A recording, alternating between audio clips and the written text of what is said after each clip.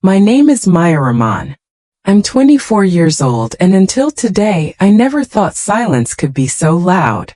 I stood on that stage, beneath the high arched ceilings of Langston Hall, beneath chandeliers I used to dream about walking under when I was 17 and filing FAFSA forms alone.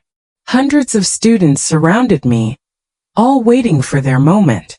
But mine started long before they ever called my name. From my spot in the back of the processional line, I scanned the rows of folding chairs set up on the polished auditorium floor. Parents sat shoulder to shoulder, many of them holding bouquets, dabbing their eyes, nudging each other every time a name was called. Celebration hung heavy in the air. Then I saw them, my parents, 2 rows from the front. My mother, perfectly composed in a lavender silk shalwar kameez, clutching her coach purse like it was a prize. My father, checking the program for my sister's name, even though he already knew she wasn't graduating. And Emma, of course, Emma, seated between them in a floor-length designer gown like she was the one being honored. Even here, even today, she was the star in their eyes.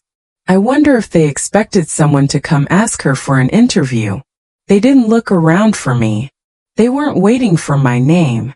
Maybe they assumed it'd be whispered once, quietly, politely, and then forgotten, just like everything else I'd done for the past 4 years. But that's not what happened. The dean approached the microphone. Summa cum laude in biomedical engineering, Maya Rahman. My heels hit the first stair of the stage. Recipient of the Dean's Award for Research Excellence, Maya Rahman. I climbed another. Winner of the National Innovation Grant for her breakthrough in wearable health robotics, Maya Rahman. Each title hit the air like a bell. I didn't look back, but I heard the shift in the crowd's energy. A ripple. Clapping that got louder with every accolade. I felt it like a drum roll that had been building for years. My parents? Still sitting. Still stunned. They hadn't even paid for my tuition. Not a single cent.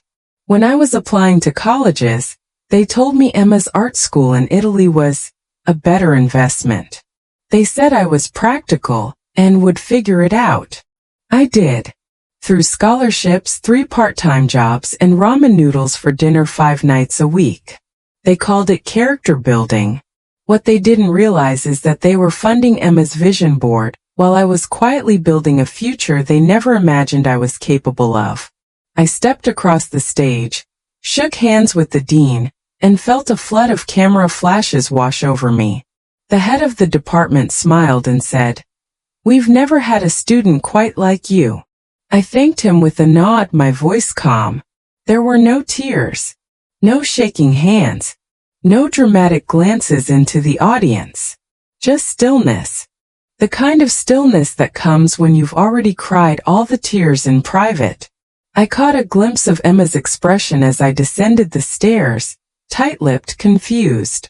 My father looked like he was about to say something. My mother, she was clapping now. But it was too late. This wasn't their moment to join. This was mine. And they had chosen to be strangers in it long ago. I walked back to my seat, my name still echoing in the auditorium, and sat down between 2 classmates who had watched me grow from the girl who skipped meals to afford textbooks into the woman who rewrote her future by force of will alone. No confrontation. No speech. Just undeniable truth. Sometimes revenge doesn't look like a dramatic scene. Sometimes it looks like applause you didn't have to ask for. Sometimes it sounds like your name, finally loudly being spoken in a room full of people who see you. And sometimes the loudest thing you'll ever say is nothing at all. Some people say favoritism is subtle. In my family, it was structural. It was built into the dinner table, where Emma's seat had better lighting. Into the family photo wall, where her kindergarten finger paintings still hung, and my science fair ribbons were stuffed in a drawer. It wasn't about cruelty. It was about selection, quiet, deliberate, permanent. Emma came first by birth and by design. She was the daughter my mother could show off in PTA meetings and WhatsApp family groups. Blonde streaks, big eyes, a ready giggle, and the ability to charm adults in under 10 seconds. I was born 2 years later, darker hair, quieter nature, and the kind of intelligence that made adults uncomfortable. I asked too many questions. I didn't need praise. I just wanted space. They didn't know what to do with me. I remember my 5th birthday. Emma had a magician, a cake shaped like a castle, and party bags with glitter stickers. 2 years later, mine was just the 4 of us at the kitchen table. My mother forgot to order the cake. We had leftover chocolate pudding with a candle stuck in. She smiled and said, "We'll go big next year." We never did. By the time I was 7, the pattern was clear. Emma's mistakes were misunderstandings. Mine were disappointments. She failed a math quiz. It's okay, baby, numbers aren't your thing. I got a 96 instead of 100. What happened to the other 4 marks? When she spilled juice on the couch. Don't worry, we needed a new one anyway. When I broke a plate washing dishes. You're careless, Maya. It was death by 1,000 tiny cuts. None deep enough to scream about, but all together they bled something out of me. Something essential. I was 10 when I realized I was smarter than Emma. Not just academically, I saw systems, patterns, cause and effect. I could look at broken things and figure out how to put them back together. Fans, flashlights, an old microwave. I started leaving fixed appliances on the kitchen counter just to see if anyone would notice. They never did. Emma glued sequins on a shoebox and my mother shared it on Facebook. Look at my little artist. I designed a pulley system to help her carry groceries, and she told me not to make a mess. But I kept building. I scavenged parts from the garage, watched MIT videos online, and read instruction manuals for fun. I didn't need their applause. I just needed room. But even that they gave to Emma. She got the bigger bedroom. She got the new backpack. She got the seat by the window on road trips. I used to think if I just didn't ask for much, they'd eventually reward me. Turns out, all it taught them was that I didn't need anything. By high school, it was routine. Emma got a MacBook for digital design. I was told to use the library computers. She went to a $30,000 private art program. I applied for AP classes and was told they couldn't afford the fees right now.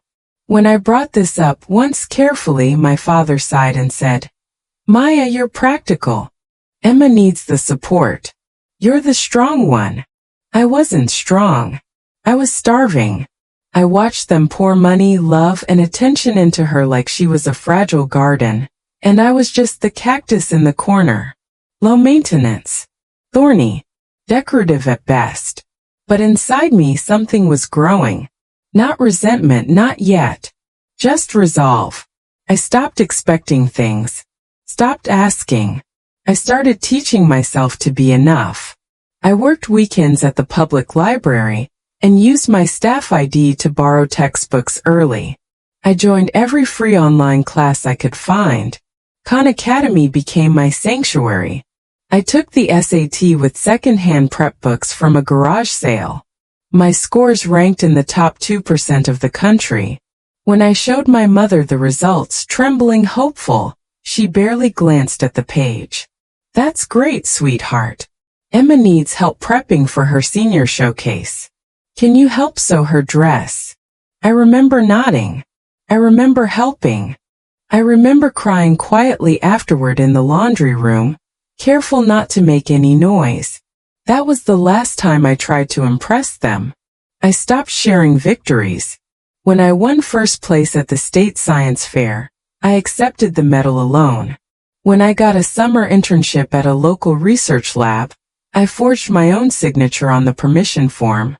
When I got accepted to Langston Tech with a full ride, I told them 2 weeks before I left. My father didn't ask what I'd study. My mother said, "At least it's nearby." But I didn't care anymore. By then, I had created a second self, One who didn't need them to believe in her to keep building. One who learned to clap for herself in empty rooms. The day we dropped Emma off at JFK for her fashion immersion program in Florence, my parents hugged her like she was going to war. I stood 3 feet away, hands in pockets, invisible. That night they took us out to dinner. Emma ordered wine. I ordered water. My dad raised his glass and said, "To the future star of this family." They all clinked glasses. I stared at the condensation dripping down mine and said nothing. But inside I was already gone. I had learned what they valued. And I had decided to become something they would never be able to measure. Not because I wanted to win their love. Because I wanted to live in a world where love wasn't something I had to win. There's a moment you don't forget. The moment when hope dies not with a bang, but with a shrug. Mine came on a rainy Tuesday night during my freshman year at Langston Tech. I was working the closing shift at the campus library, restocking returned books and wiping down tables in the science wing, when an email popped up on my phone.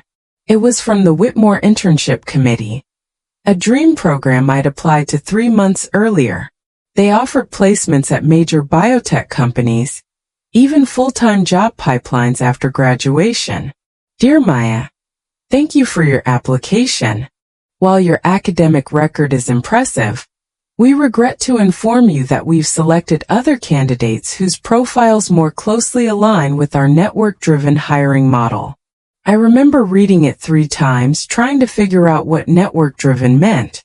Then I realized they didn't mean grades. They meant connections, family, influence, referrals, the kinds of things I didn't just lack. I didn't even know where to begin looking for them. I walked into the bathroom down the hall, sat on the floor in a stall, and stared at the chip tile for what felt like hours. My shoulders sagged, heavy with something deeper than fatigue. I didn't cry, not at first. I just shut down. It wasn't just about the internship. It was the fact that even when I'd done everything right, the perfect GPA, the leadership roles, the recommendation letters, it still wasn't enough. Because I didn't come from those families. Because my parents hadn't saved for my education. Because I was walking through doors they never even noticed existed. I finally cried. Not the loud sobs you see in movies. This was the kind of crying where your body shakes and your mouth stays shut because you're so used to being quiet. I think that night something inside me cracked, not in a broken way. In a separating way. Like when a tree is split by lightning and still keeps growing, just in another direction. After that, something in me changed. I didn't tell anyone about the rejection. Not my dorm mate, not my professors. Not even the counselor who once offered to help me find work-life balance. Because it wasn't just about work or life. It was about the deep, bone-cutting realization that I was alone in every possible way. Emotionally, financially, structurally. And still no one could see me. 2 days later, I called my parents for the first time in weeks. Emma answered my dad's phone on speaker. "Oh, hey, genius girl," she chirped. "Mom said you're still killing it with the nerd stuff. We're all so proud." Lies. All of it. In the background, I heard my mom laughing at something on TV. I asked softly, "Did you get my birthday card?" Pause. "Was that the blue envelope?" "Yes." "Oh, yeah, it was cute. Thanks, sweetie." They didn't remember. They didn't call. They didn't send anything back. Not even a text. I hung up the phone before they could ask how I was doing. That night, I sat at my desk and made a list, a literal list. At the top I wrote, "No one's coming." Then underneath, "You are not owed love by blood. You are not broken, just unfunded. You will not beg people to see you. Build something they can't ignore." It wasn't a manifesto. It was a blueprint. I started looking at everything in my life like a system. Broken, biased, but re-engineerable. I realized I couldn't fix my family, but I could build a life they would never be able to claim credit for. That was the turning point. Not a dramatic confrontation. Not a shouting match. Just a quiet surgical shift. Away from expectation toward execution. I stopped trying to impress them. Stopped hoping they'd notice. Stopped fantasizing about apologies that would never come. Instead, I poured myself into the only thing I could truly control, my future. I woke up at 5 a.m. to study before class. I taught myself Python from YouTube tutorials. I started cold emailing alumni for informational interviews. I joined a student-run medical device startup and offered to work for free just to learn. The first meeting I attended, no one asked where I was from. They just cared that I had working code. And that was the moment I started to find my real people. The quiet builders. The overlooked strivers. The scholarship kids who didn't have family networks, but had grit in their blood. We didn't have last names that opened doors, so we built our own keys. I started spending weekends volunteering at the university's Women in Tech Center, mentoring younger girls who looked like me, girls who were smart but scared, capable but invisible. One of them asked me once, "How do you stay so confident?" I smiled and said, "I'm not. I'm just done waiting to be chosen." That's what the rejection gave me. That's what the silence from my family taught me. That's what the empty birthday gave me. Not despair, discipline, and an understanding. Sometimes your lowest point isn't a grave, it's a basement. And from there, the only way left is you. They say some people heal in sunlight. I didn't. I healed in silence. In spreadsheets. In library corners that smelled like dust and ink. In Google Docs at 2 a.m. with blue light glasses and headphones buried deep in ambient noise. I wasn't rebuilding my life, I was engineering it layer by invisible layer. No one noticed. That was the point. I became the girl who was always working. The one who left meetings early and came in prepared. The one who never asked for help but always offered it. I learned to write code that worked the first time. I learned to speak only when it mattered. I learned the art of precision in language, in planning, in emotion. The first thing I did was fix my finances. I applied to every scholarship I could find. Diversity-based, merit-based, women in STEM grants, leadership fellowships. I created a spreadsheet to track them all. I applied to 74 and 113. It was barely enough, but it gave me freedom, not from poverty but from dependence. I stopped calling home. My phone sat silent through holidays. No one noticed. By sophomore year, I had secured a research assistantship under Dr. Rachel Chun, one of the top biomedical innovators in the country. She was the first adult who didn't just see my potential. She expected it. "This isn't charity," she said bluntly when I tried to thank her. "You're here because you're the best candidate. Period." I wanted to cry. I didn't. I just nodded. Under her, I worked on soft robotics designed to mimic muscle movement for stroke patients. I studied tensile strength, material memory, and neuromuscular patterning. My evenings disappeared into simulation models and grant proposals. It wasn't just work. It was refuge. The lab didn't ask where I was from. The code didn't care who loved me. The data never played favorites. But the turning point, the moment I stopped surviving and started rising, came unexpectedly. Dr. Chun nominated me for a national research challenge in wearable biotech. The competition was brutal. Ivy League teams, corporate-sponsored projects, students who had been prepped since middle school by parents with connections and legacy access. I walked in with a prototype I'd built using donated sensors, an Arduino board, and fabric scraps sewn into compression sleeves. My design wasn't elegant, but it worked. And when they tested it live, when they saw how it could help stroke patients regain motion with adaptive calibration, the judges leaned in. Really leaned in. I didn't win the competition, but I got something better. One of the guest judges, a woman named Sylvia Mera, founder of a medical startup in Boston, pulled me aside after the event.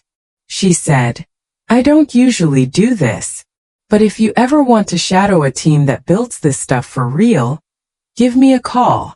I did.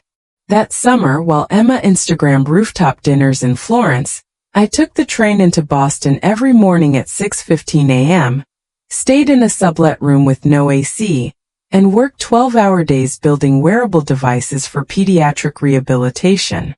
I wasn't getting likes. I was getting leverage. That same summer, I found something else I didn't know I needed. My people. I met Nina, a fellow intern Pakistani-American like me, first-gen, scholarship student, black eyeliner and sarcastic as hell. She called me out one day in the cafeteria. "You know you're allowed to be proud of yourself, right?" I blinked. She continued, "You walk around like you owe everyone an apology for existing. You don't.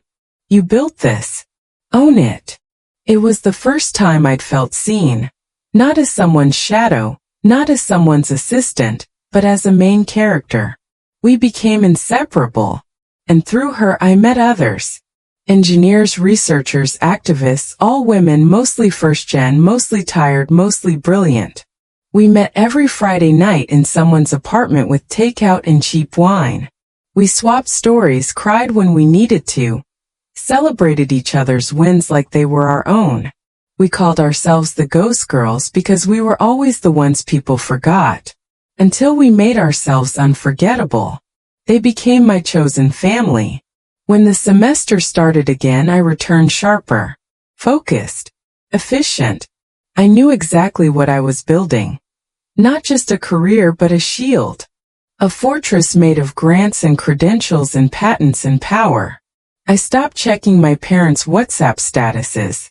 I stopped scrolling Emma's posts. I let them exist in the background noise of my past, like a forgotten ringtone from an old phone. And quietly under the radar, I began building something that would make all of them, every single one of them, regret ever asking, "Who's Maya?" By senior year, my name was on a published paper. My resume listed 4 fellowships. My prototype had been accepted into a national innovation accelerator. I had job offers from 2 robotics labs, one in San Francisco, one in Berlin. I chose the one closest to my future self, not my past. And still, I said nothing. I didn't post online. I didn't message my parents. I didn't tell Emma, even when she randomly texted to ask if I knew how to fix a corrupted hard drive. Let them wonder. Let them squint at my LinkedIn and ask each other when I became so successful. Because the truth is, I didn't suddenly become successful. I just stopped letting them convince me I wasn't. My final year felt like walking a tightrope. High above the world, focused, steady, and completely alone. But I had learned to find peace in that silence. I didn't need applause anymore. I had outcomes. I had control. Still, I wasn't prepared for what came next. It started with a department email. "We're pleased to announce that Maya Rahman has been selected as this year's engineering commencement speaker and recipient of the Chancellor's Innovation Award." I read it 3 times. I didn't cry. I didn't cheer. I just stared at the screen, then quietly opened a new tab to double-check the spelling. That moment, that calm realization that I had become the person I used to daydream about being, wasn't about glory. It was about gravity. This was real. I wasn't just succeeding. I was being seen. The Chancellor's Award wasn't just some participation trophy. It came with a research grant, media coverage, and a private dinner with university leadership and donors. It meant press. It meant visibility. It meant my name, the one they never said, was about to be printed in every program, announced on every loudspeaker, and featured in the university newsletter that went out to tens of thousands. A week later, I got a text from my father. "Dad, your mother said you're giving a speech at graduation? Is that true?" I stared at the message for a long time. No congratulations. "No, we're proud of you." Just suspicion. as if it were unbelievable that I could be that visible, that worthy. I didn't reply, but I knew then they would come. They wouldn't come because they were proud. They would come because now, finally, I had become something they could brag about. Something their friends' daughters weren't. Something that made them look like good parents. I let them sit in their front row seats in expensive clothes, with Emma scrolling on her phone and pretending this wasn't about her little sister. Let them arrive like guests to a premiere they didn't invest in, like VIPs to a building they didn't help construct. Because when the curtain rose, they wouldn't recognize the person on that stage. And that was the point. The night before graduation, I attended the Chancellor's dinner. It was surreal, full of suits and gowns, white tablecloths, and crystal chandeliers. A far cry from the ramen noodles and overworked nights I'd spent alone with my coat and cold coffee. The Chancellor gave a toast. Every so often, he said, a student comes along who redefines what's possible. Maya Rahman is one of them. People clapped. Cameras flashed. A woman from a medical tech firm handed me her card and said, "Let me know when you're ready to talk funding." But the moment that changed me wasn't public. It came later that night when Dr. Chan pulled me aside and handed me a small envelope. Inside was a handwritten note. "You did this on your own. But it's okay to let people walk beside you now. We're your people now. Congratulations, Maya." I held it in my hand for a long time. It was the first time in my life that the word "we" felt safe. Graduation day arrived like a thunderstorm, electric, tense, unstoppable. The auditorium buzzed with camera flashes, excited chatter, and the distant rustling of programs. Students in caps and gowns lined up backstage, adjusting tassels and robes, hugging each other, laughing. I stood quietly at the edge of the curtain, rehearsing the opening line of my speech. Not the words, those I'd memorized weeks ago, but the tone, the control, the energy I wanted to send through the room. I spotted them as I stepped toward the stage. My parents, front row. My mother in a navy blue silk shawl, my father with a forced smile, and Emma, in gold hoop earrings, hair perfectly styled, looking bored out of her mind. I stepped onto the stage, heart steady, voice calm. "Good morning, faculty, families, and graduates." I paused. Let the words settle. I'd like to dedicate this speech to the ones who never got flowers, who never got picked up early, who paid their own way, cried quietly in stairwells, and still showed up with their heads high. I didn't look at them, but I felt it, the tension shift. My mother sitting straighter. My father glancing sideways at Emma. Emma fidgeting with her phone. I wasn't the student anyone expected to stand here, I continued. But sometimes brilliance grows in the shadows. And sometimes it's the ignored ones who build the future. Applause. Not polite, fierce. Real. My voice didn't shake. Not once. When I walked off that stage, the Chancellor stood to shake my hand. People clapped for almost a full minute. The Dean of Engineering whispered, "You made us all proud." And my parents, I didn't turn to see, because their approval wasn't the point anymore. What I had built, the scholarships, the research, the recognition, the name that echoed through that auditorium, none of it came from their money, their guidance, or their love. It came from every quiet night they ignored me. Every time they celebrated Emma, while telling me to be understanding. Every unanswered call. Every missed birthday.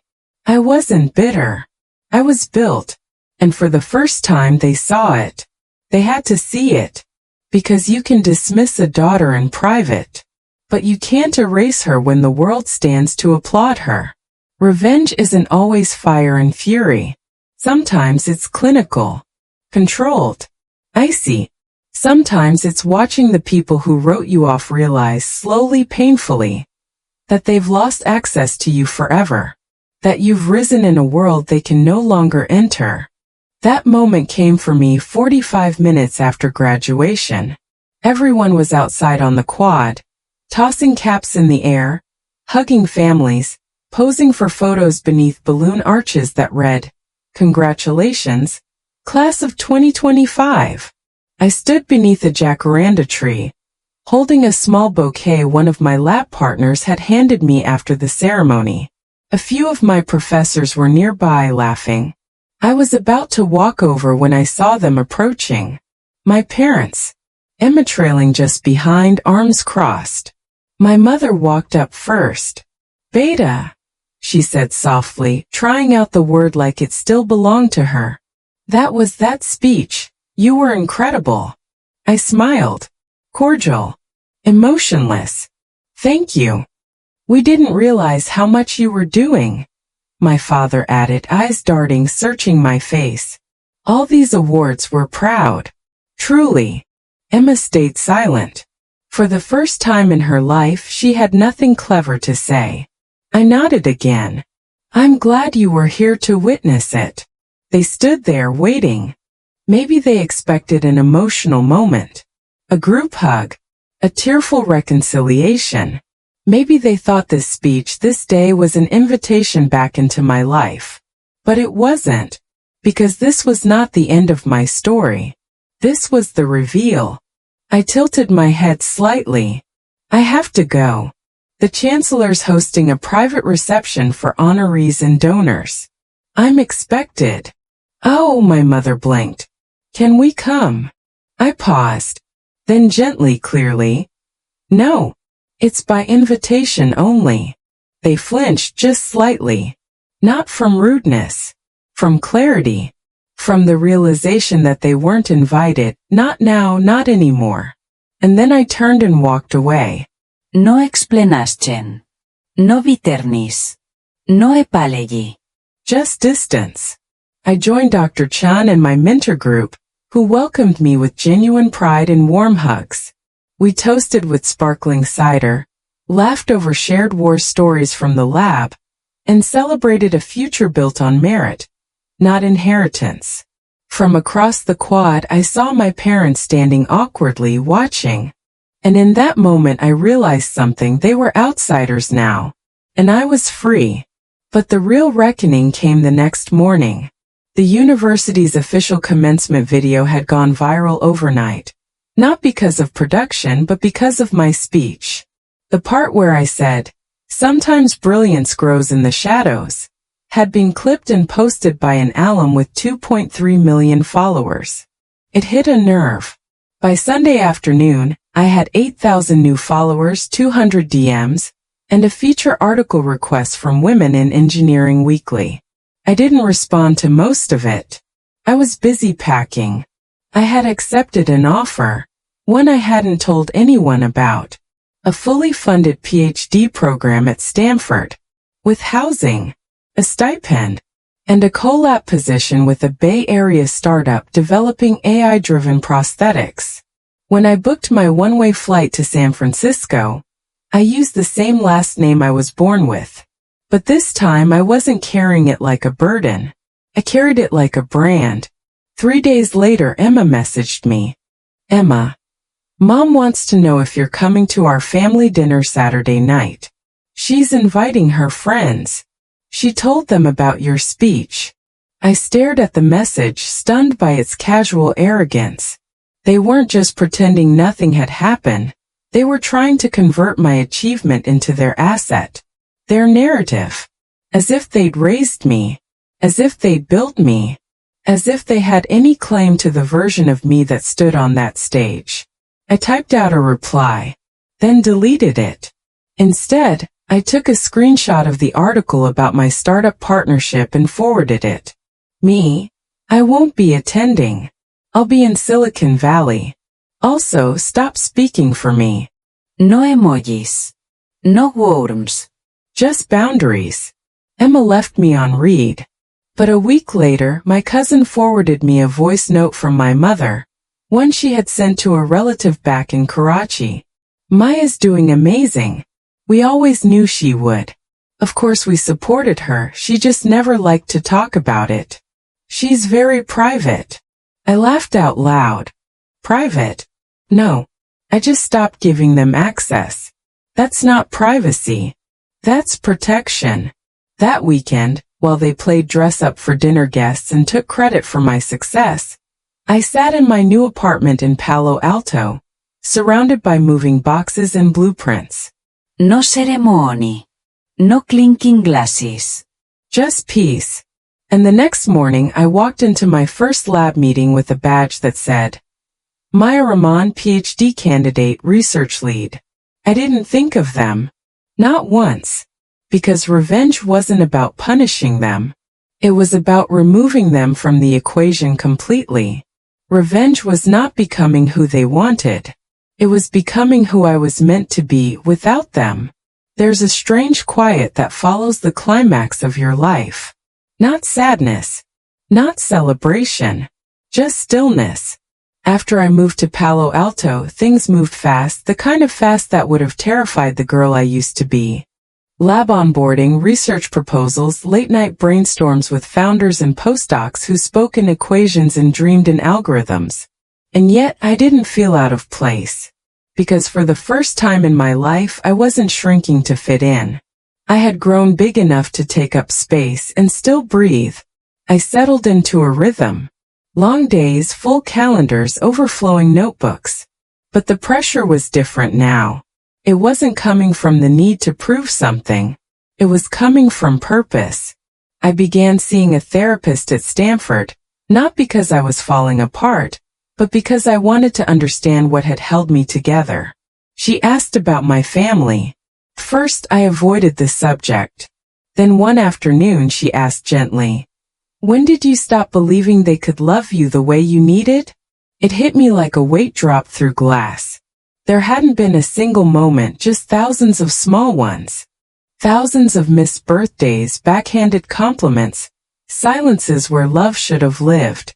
And still I had wanted them to change, to evolve, to realize. But what I finally understood in the soft, clear light of adulthood was that some people love in languages they never bothered to translate. And some wounds don't scar, they fossilize. And that's okay. Because healing didn't mean forgetting. It meant remembering without flinching. A few weeks later I spent Thanksgiving with Nina and her cousins. A loud, chaotic, biryani-filled weekend full of old Bollywood songs, TikTok dances, and unsolicited matchmaking jokes from aunties. I laughed more in 3 days than I had in a year. At one point, someone handed me a plate and said, "Your family now." Just like that. No performance. No proving. I nearly cried in the pantry. Because for the first time in my life, I understood what love could look like when it wasn't tied to performance. When it didn't come with strings or scorecards. When it felt like home, not like a courtroom. I started calling them my chosen family.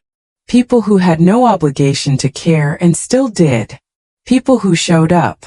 Even when they didn't know the full story. Especially then. One day in December I got a letter. Not a text. Not a call. A real handwritten letter. It was from my mother. The writing was neat. Careful. "Maya, I know I have made mistakes.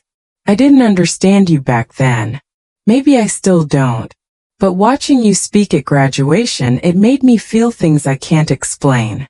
I'm sorry for not being the mother you needed. I hope someday you'll let us try again. Love, Amma." I sat with it for a long time. It didn't erase anything. It didn't undo the years I'd spent wondering if I was unlovable. But it was the first time she acknowledged the gap between who I was and who they let me be. I didn't write back right away. Because forgiveness is not a performance. And reconciliation is not a reward. It's a choice. A door you choose whether or not to open. For now I left it cracked. Not wide open. Not shut. Just ajar. A week later I found myself at a holiday gathering hosted by one of my lab partners. A soft-spoken woman named Samira who made the best chai I'd ever tasted and played jazz piano when she thought no one was listening. Her home was filled with engineers and artists and immigrants and adoptees. People who had built their families from scratch.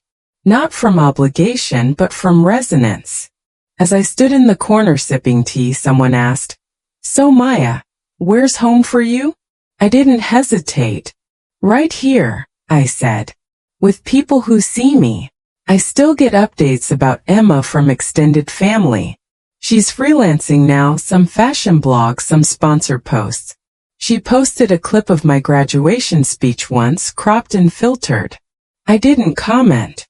I don't need to rewrite her story. I'm just writing mine, finally, in my own voice. The old version of me thought revenge meant making them sorry. But now I know the truth. The real victory is no longer needing them to be. Not needing their guilt. Not needing their praise. Not needing anything from people who once taught you to believe you were nothing. Because healing isn't a trophy you hold up for them to see. It's waking up in a quiet room, filled with light, and realizing for the first time, you don't hate yourself anymore. Sometimes I lie awake at night, not because I'm haunted, but because I'm still astonished. Astonished that I made it here. That the girl who once cried in bathroom stalls is now designing medical devices that help people walk again. That the girl who was once an afterthought became her own turning point. But if I'm being honest, the most radical part of my story isn't the scholarships or the lab coat or the awards. It's the fact that I survived invisibility. And I didn't let it define me. So if you're watching this and you know what it feels like to be the quiet one, the forgotten one, the daughter who was always too much, or not enough, or just different, this part is for you. I need you to hear something loud and clear. You are not invisible. You were just raised by people who couldn't see clearly. That's not your fault. Maybe you grew up with a sister who sparkled louder. Maybe you sat through dinners where your dreams were the punchline. Maybe you've mastered the art of disappearing just to keep the peace. I want you to know disappearing is not noble. It's not graceful. It's not maturity. It's slow erasure. And you don't owe anyone that. You don't have to stay small to make others comfortable. You don't have to silence your brilliance so someone else can feel bigger. You don't have to earn love by being useful, agreeable, or invisible. You're allowed to take up space. You're allowed to change the story. I used to think revenge would heal me, that someday I'd walk into a room and the people who overlooked me would look stunned, ashamed, sorry. I used to imagine my success as a weapon, a see what you lost kind of justice. But that's not what healed me. What healed me was walking into rooms where no one asked who I used to be, only what I dreamed of building next. What healed me was eating dinner with people who passed the bread and said, "We're glad you're here." What healed me was sitting in silence and not feeling alone. So no, I don't hate my parents. I don't hate Emma. I don't even hate the memories. Because those memories, the ones that broke me, also sharpened me. They taught me how to spot sincerity from a mile away. They taught me how to fight gently with precision and power. They taught me how to raise my own damn hand when no one else would. And most of all, they taught me that I am the architect of my own value. Not my grades. Not my job title. Not the family that posts about me now that I'm impressive. Just me. Choosing to stay. Choosing to keep going. Choosing to believe in a self that no one else saw, until she became undeniable. So if you're still waiting for them to see you, stop. You don't need to be seen by people committed to misunderstanding you. What you need is to see yourself. Not as broken, not as bitter, not as angry, but as whole. Fierce. Unfolding. You don't need to fight them. You need to free yourself. And that starts by asking, who would I be if I stopped waiting for permission? Who would I become if I let myself take up the space I deserve? What kind of life could I build if I stopped trying to be lovable, and just started loving myself loudly and without apology? If you're still watching this, maybe you're not Maya. Maybe you're who I used to be. Quiet. Careful. wondering if you'll ever matter as much as your brother, your cousin, your sister, or the version of you they wished you were. Let me tell you, you already matter. And one day, if you stay kind and stubborn and brilliant, you're going to build a life so radiant that the people who dismissed you will claim they always knew. Let them. You'll be too busy building something that doesn't need their applause. Because when you reclaim your voice, really reclaim it, the world doesn't just hear you. It shifts around you. You become a gravity they can't ignore. So build, rise, reclaim. Not for them, for you. Because you are not the shadow. You are the sun.